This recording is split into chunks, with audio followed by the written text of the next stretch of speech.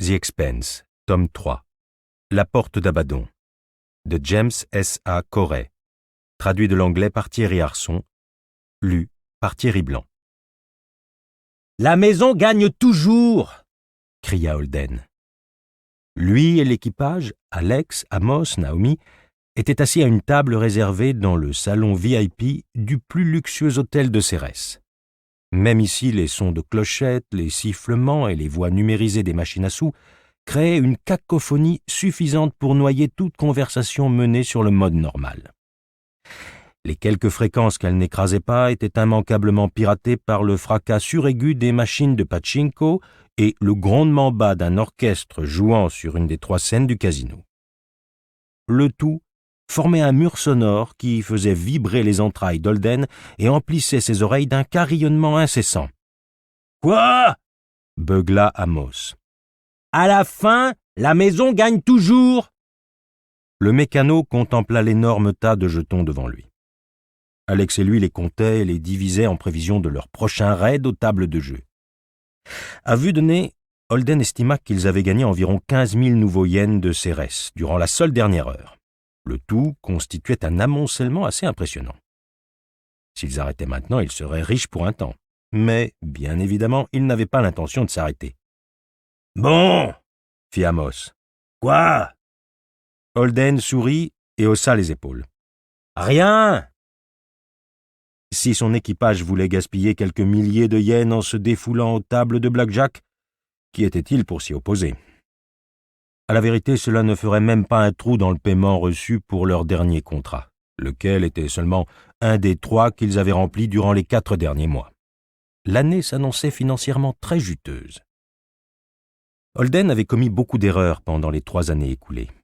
Sa décision d'abandonner son poste de représentant de l'APE pour devenir entrepreneur indépendant n'en faisait pas partie.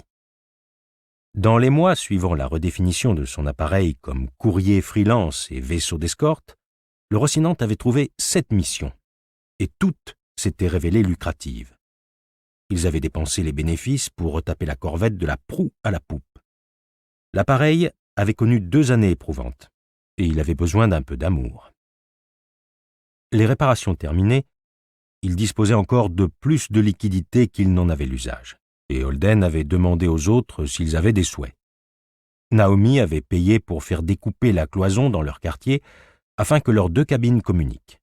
Ils disposaient maintenant d'un lit de place confortable et d'un espace convenable tout autour.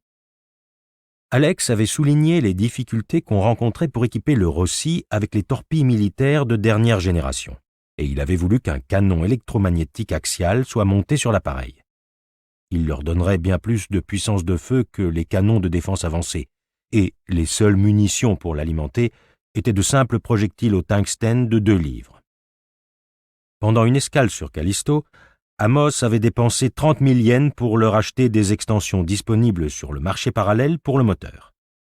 Lorsqu'Holden avait fait remarquer que le Rossi était déjà capable d'accélérer assez puissamment pour tuer tout son équipage et avait demandé pourquoi il fallait encore améliorer ses performances, le mécano avait répondu « Parce que ce matos est d'enfer ».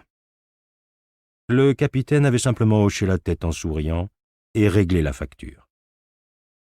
Même après cette frénésie enivrante de dépenses, il leur restait assez pour se verser des salaires 5 fois supérieurs à ce qu'ils touchaient à bord du Canterbury, et pour alimenter l'appareil en eau, air et carburant durant 10 ans. Mais cette situation était temporaire, très probablement. Viendraient des périodes sans offre de travail pendant lesquelles ils devraient économiser et s'adapter. Ce n'était pas pour maintenant.